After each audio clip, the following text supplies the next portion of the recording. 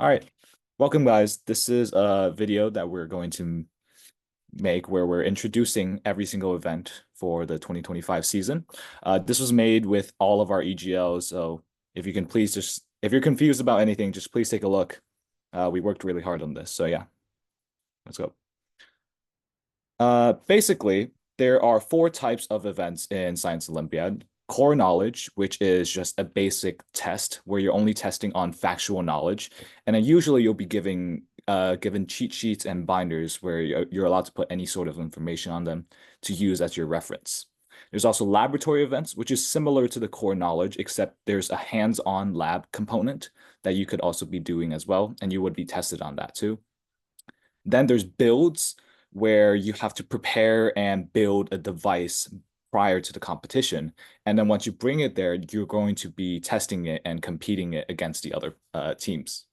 And finally, there's hybrid events, which is combination of builds and core knowledge. So you're going to be tested on some stuff based on the factual and knowledge, and but you're also going to be making a smaller build, not as big as the regular build events. So yeah, that's the four types of events. So we're just gonna take it away then. So air trajectory is a build event, and the idea here is to accurately launch a ball at a target, which is a few meters away. And the big thing here is it has to use air pressure. So whatever your gravitational energy source is initially, you have some weight, you need to turn it into compressed air to launch it. So one common way of doing that is, for example, with an air cannon. And so, of course, you got to figure out how to build this device. And it's all about testing, basically. You have to make sure that it hits the same spot every time. That's the biggest issue. You got to design it so it fits the rules. Read the rules, test it. That's the idea here. Any more? Perfect. So for anatomy and physiology, the premise is to test your skills in understanding the structure and function of the human body. For this year, the three systems being tested are the integumentary system, the muscular system, and the skeletal system. In the event, you'll be allowed one programmable scientific calculator, as well as one front and back cheat sheet, which can be used at your discretion. The test is fully on paper. It usually starts with a multiple choice questions and then goes on to free response questions. And we would definitely anticipate seeing a lot of labeling this year, especially because of the systems are so terminologically dense. Some things they like to ask are histology diagrams, which are essentially identifying tissue or disease under a microscope, as well as knowing how to read a CT, MRI, and X-ray. This event is extremely content heavy, so you must start your cheat sheet as early as possible and use the rules to work out some of the terms and concepts that are required. And I would say if you enjoy the content and potentially want to get into medicine, it's extremely rewarding and you will learn a lot. So good luck. Astronomy is a two-person binder event where you're allowed to bring either a physical three-ring binder or 1 to 2 computers to access a digital binder for reference. If you are going to use a digital binder, you must be disconnected from Wi-Fi, meaning that you should have all of your materials downloaded beforehand. Astronomy is split into three basic sections: DSOs, general knowledge, and calculations. All three of these sections are based around the event topic, which changes from year to year. This year, it will be focusing on stellar evolution, star formation, and exoplanets. For the DSO section, there is a list of around 15 DSOs. Questions ask for an identification of the DSO, followed by general questions about the DSO itself. For identification, it can consist of any image related to the DSO, including direct images as well as graphs and figures. There may be some questions regarding the image, such as what telescope was used to take it or what the image tells you about the DSO. For this, I would recommend gathering as many images as you can for each DSO, not just from the images section of Google, but also from inside papers. The questions following it typically ask for more general information about the DSO, while the more specific questions cannot be found from online sources like Wikipedia and must be obtained from reading papers. The general knowledge section is simpler, where it just asks questions regarding basically anything related to the event topic, in this case, stellar evolution and exoplanets, and just general astronomy knowledge. Honestly, prior experience can be really helpful here because, like, if you know a lot of star facts, you watch videos, you'll kind of have a bunch of information in your brain. You should be able to go through this fast. The answers here can be found online. They're like Googleable questions, but knowledge is the difference between going fast on this and spending 40, 50 minutes, which you don't have. In order to prep, it's best to really focus on the specific topic listed on the rules manual and just read as many general sources like Wikipedia until you've thoroughly understood the material, and then just keep reading more, memorize it, get it in your head. Finally, calculations. This section is really hard, but it can get you a lot of points. The problems are pretty much any calculation problem. Think physics, astrophysics, this kind of stuff. And it boils down to having the right equations. Because if you don't have the equations stored somewhere on your computer, you just can't do it. For prep, it's important to gather this equation, figure out how to use them, and practice, practice, practice. Getting all the points here is hard, but if you have some stuff, you can get a lot of points pretty easily. You should definitely split up the work in this event. Someone should specialize in deep space objects, someone should specialize in calculations. And since DSOs are the biggest community part, you should try to get contribution from both members. A DSO, by the way, is a deep sky object. I think we never said that.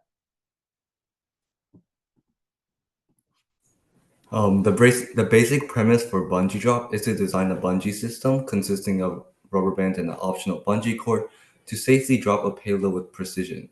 So in this event, you'll use this bungee system that you've designed to accurately drop the payload to get as close as to the drop target you can without hitting it, right? And because it's a build event, the general idea for prep is to spend as much time as you can tuning the bungee system to enable good performance during the competition.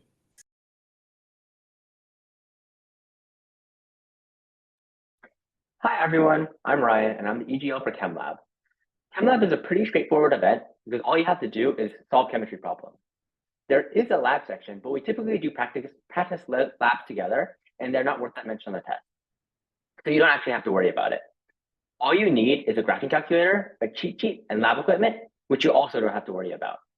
This year's topics are stoichiometry and equilibrium, and some study materials you can use are Organic Chemistry Tutor, Khan Academy, Chem Libre Text, your teacher, or you can come talk to me. I personally recommend Chem Libre Text because that's the one that I use. That's it. Okay, so the Codebusters event involves a group of 3, and the main idea is to encrypt or decrypt various ciphers as fast as possible. In this event, you will need a pen/pencil and a 4-function calculator for math ciphers. There will also be a reference sheet for ciphers such as Morse, Baconian, or Porta attached to each test when competing. This year, Codebusters covers various code types, including but not limited to aristocrats, patristocrats, Baconian, Xenocrypt, Morse, Columnar, Porta, and Nihilist ciphers. The test consists of multiple questions, typically ranging from 8 to 34. Harder ciphers usually give you higher points, while faster and easier ciphers have less. The first question is a time challenge, where teams earn bonus points based on how quickly they solve it. Points may be deducted for errors, and a scoring system is in place to handle ties. Some strategies for this event are splitting the ciphers among the team members and having at least 2 people work on a time question. Because Codebusters is a time-based event, practicing many questions is beneficial. And the Scioli Wiki is a great resource for learning ciphers as it provides very detailed explanations on how to solve them and also gives you practice tests. And Dynamic Planet is an Earth science event focused on the processes that change the Earth. The topic changes from year to year. And this year, students will demonstrate their understanding of the processes involving Earth's cryosphere, with an emphasis on glaciers. In this event, teams of 2 students are allowed 1 binder of any size, containing information from any source. You will have 15 minutes to complete the event, and you are permitted to use a Class 2 non-graphing calculator. The areas tested in this event include glacier formation, types of glaciers, features on glacial ice, formation of landscape features by glaciers, periglacial processes, sea ice, glacial hydrology, global connections of glaciation, history of ice on Earth, sedimentary sequences produced in glacial environments, methods of studying glaciers, and glacial hazards. And Dynamic Planet may be administered either as a test or in time stations. The number of questions varies depending on the competition, and the event includes multiple choice and free response questions. Points are given based on the quality and accuracy of answers, with the highest scoring team winning. And so preparing for this event requires a lot of practice, which is gained by building your binder and taking practice tests. And to study for this event, Scioli.org is an excellent place to start, as their diaplan page offers comprehensive information about glaciers. Disease detectives is less about studying diseases and more about epidemiology, which is the study and analysis of the distribution, patterns, and determinants of health and disease conditions in a defined population. In this event, you'll be allowed 1 front and back cheat sheet and a scientific calculator. The test is fully on paper. Although all of the content on the test is mixed, a good rule of thumb is to divide the test into two sections, theoretical and biostatistics. For the theoretical portion, most of the content is conceptual. You will be asked to provide facts about case history, epidemiological history, outbreak classification and type, vaccine mechanisms, etc. On the biostatistics side, you'll be asked to calculate statistics used in investigating outbreaks like odds ratio, relative risk, basic reproductive numbers, vaccine efficacy and efficiency, and more. They especially love to ask questions about a food outbreak where you determine which food caused the outbreak. This does not mean that you should divide the sections down the line in black and white. You and your partner need to know both sections because there usually is quite a bit of overlap. Additionally, you're not going to have that much time, so you need to be pretty well versed enough to get quick points in both areas. The rules manual and the Scilely wiki are great starting points for basic info. All right, so Ecology is an earth science event that focuses on the environment and ecosystems and also the different biospheres of the earth, right? And it usually has a spotlight on certain biomes, which in this year it's going to be the desert and grassland biome, and it's a two-person event with which only allows you to use scientific calculators and a cheat sheet. So yeah, make sure to cram in as much knowledge as possible into the cheat sheet, because that's really going to be the difference between you knowing something and you losing the points, because it's mainly like you either know it or you don't. And for the test, there's going to be a lot of graphs and diagrams. There's like, you see here, this is a population graph of a R-rated species versus a K-rated species, where like the R-rated one is like more fitted for like mass reproduction. Think like maybe crabs or fishes. So like they make a ton of offspring with like not many of them surviving, while K-rated species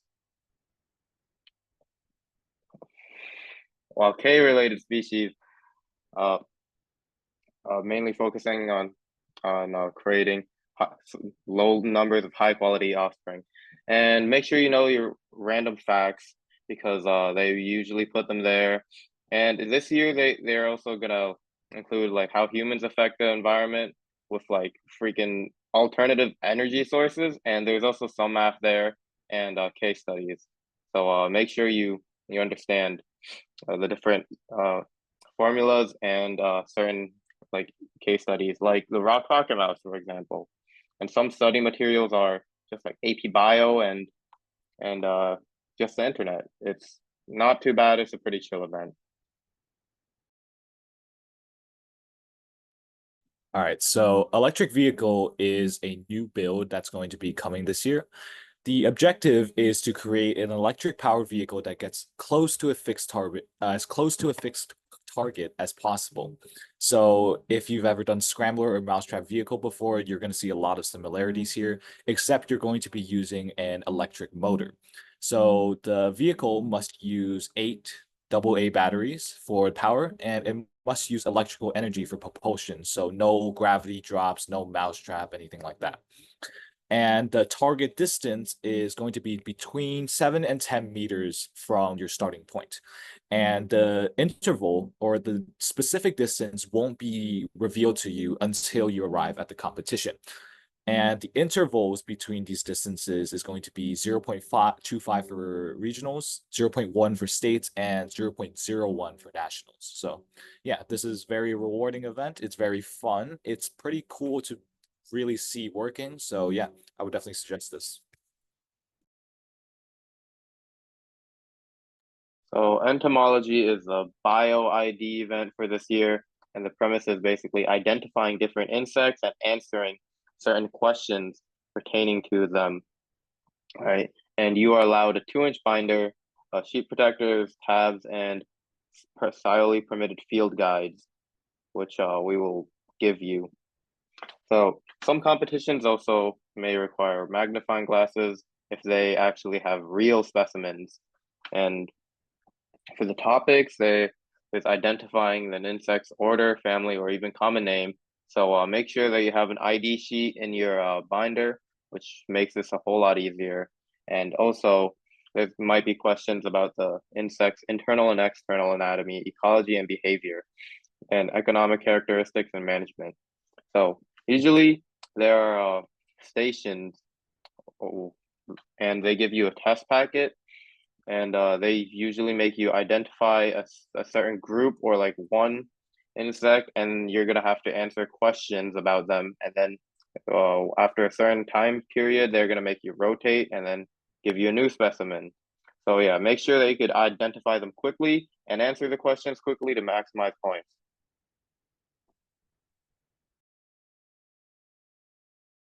All right, what's up?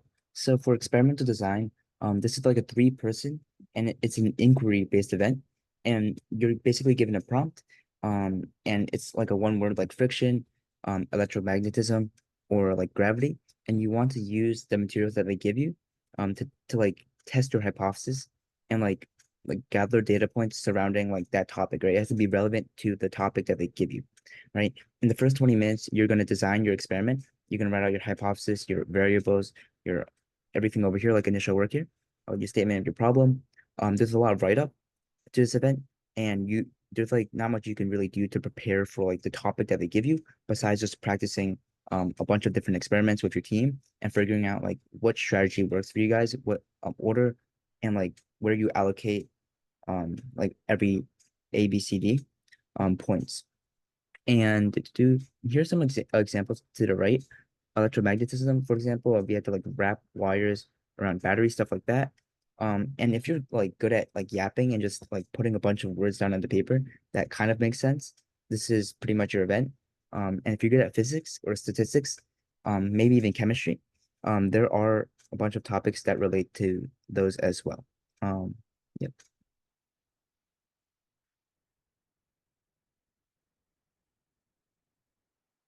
Okay, so the basic premise of forensics is to identify and analyze provided pieces of evidence in order to criminate the culprit in a mystery crime scenario. So in this event, you'll be allowed 2 sheets of paper, front and back, that can include any sort of information that you may use as reference.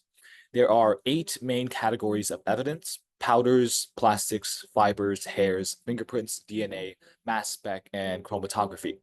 Since this is a laboratory event, you will sometimes be asked to perform analysis and identify these physical pieces of evidence that are given to you. For example, I might be given a mystery powder, and you might need to be performing flame tests, measuring the pH, or using a chemical indicator in order to narrow it down to identify the powder. The test will award you points for correctly identifying the pieces of evidence, but also for correctly answering general knowledge questions about the evidence. A majority of points will also come from correctly identifying the culprit and a written analysis of the crime. Preparing for this event takes a lot of practice as well as good reference sheets. The Science Olympiad Wiki is a great resource to start studying, but we also have a really good study guide that you can use too.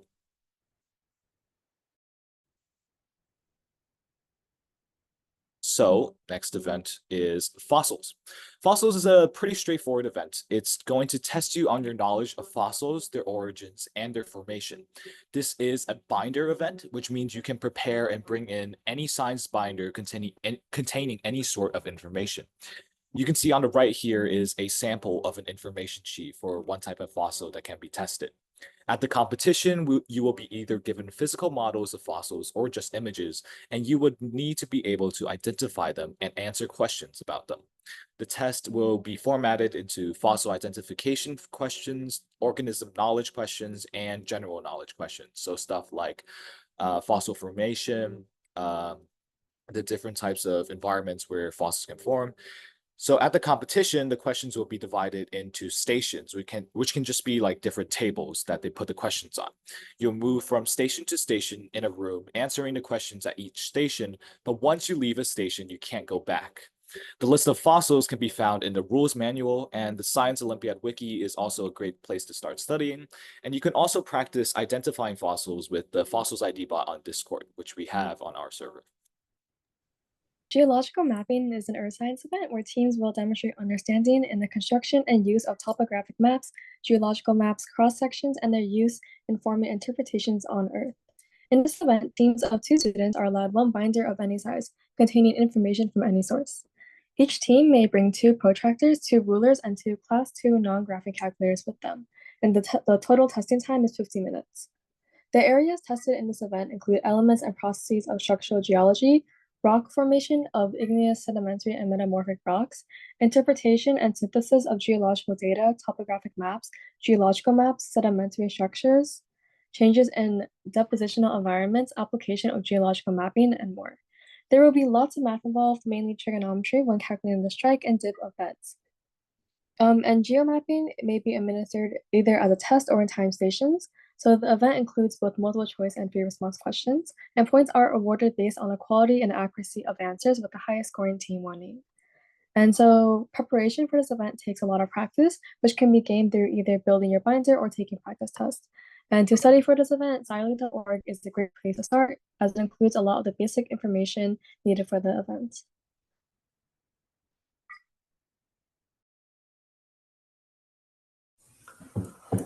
Helicopter is a new building event which follows from flight from last year.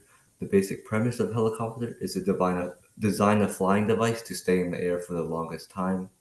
In this event, you'll utilize balsa wood along with rubber bands and a custom-made propeller to design your optimal helicopter that stays in the air for the longest. Whichever team's helicopter stays in the longest wins. As it's a build event, to prep for this event, spending time tuning and optimizing your helicopter is very important and crucial to doing well.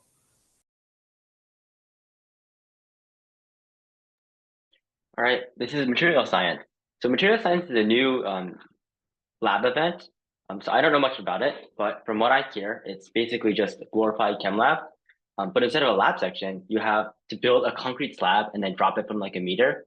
And but that's only like an insignificant portion of the test. So you don't actually have to really worry about that. I'll handle it. So most of your scores from the test, and all you need is a graphing calculator, a cheat sheet, and some lab equipment, which the school will handle. And this year's topic for the test is ceramics and their mechanical and chemical properties. And the best study materials you can use is a website called MatWeb. It's like a database of different materials and their properties, as well as Wikipedia and like the Cytology rules manual. And you can also get information from me, your EGL.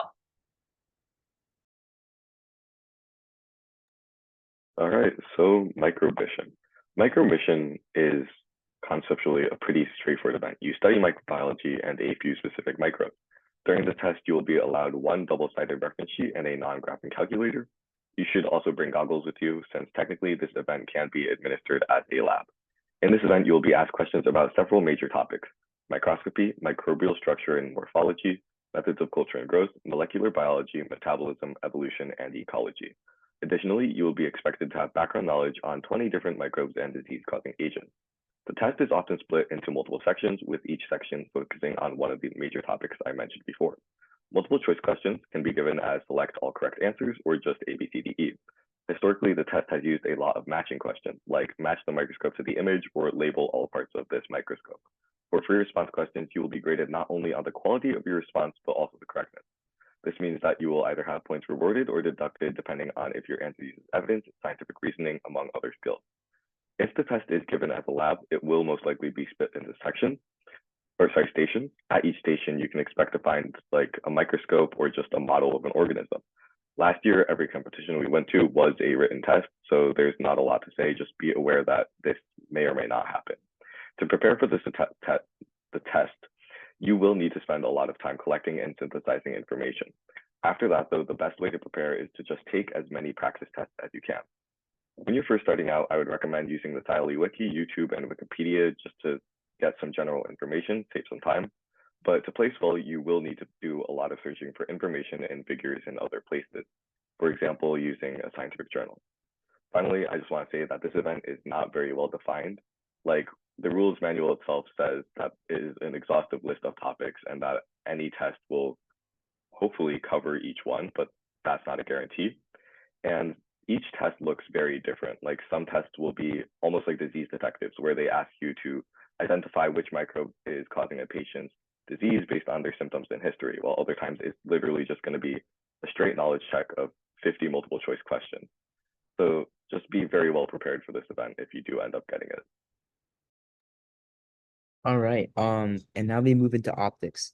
And optics is, like the name sounds, it's the study of light, light properties, right? Other things, right? The nature of light, like wave theories. We also go over like the eye, right? The different parts of the eye, the diseases, that you can, that your eye can get. Optical instruments like telescopes, a bunch of this different equations from determining like the magnification of some stuff, lenses and mirrors like convex, you can see over here, like objective lenses, and like different lenses. Also color theory, right? So what subtractive color theories, additive color theories, and there's like a 50-50 split between the test, and then there's a kind of lab portion where you have like this wooden box, and you have like a bunch of mirrors inside it. And what you want to do is there's this laser beam, and you want to you like manipulate the mirrors to like get this dot onto a specific point along this wall, just through the properties of reflection. And yeah, so like it might sound like simple, but like the questions can range from like easy like light magnification questions to Joe's like 65 feet tall. Like how far does he have to be from the mirror for his entire body to like be in the frame? Stuff like that.